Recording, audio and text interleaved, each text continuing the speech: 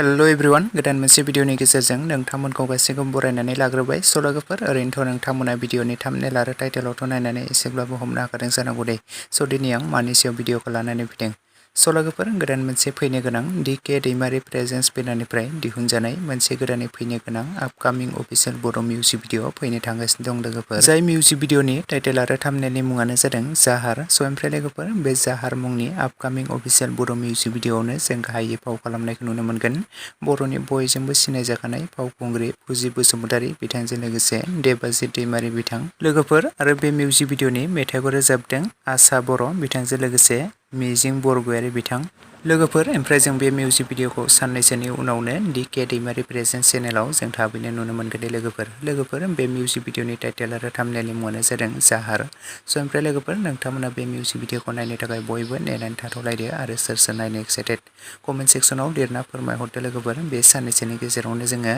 DK दैमारि presence चेनेलाव नुनो मोनगोन लोगोफोर नोंथांमोना सोर सोर मिउजिक भिडिअ नायनो मोजां मोनो कमेन्ट सेक्सनाव लिरना फोरमायहरदो आरो लोगोफोर बे मिउजिक भिडिअ आसा खालामो जोबोद मोजां जागोन आरो नोंथांमोना नायनानै बयबो अनसायगोन स' लोगोफोर लोगोसे दिनैनि शर्ट आपडेट भिडिअ बेखिनियावनो एन्ड थेंक इउ फर वाचिं।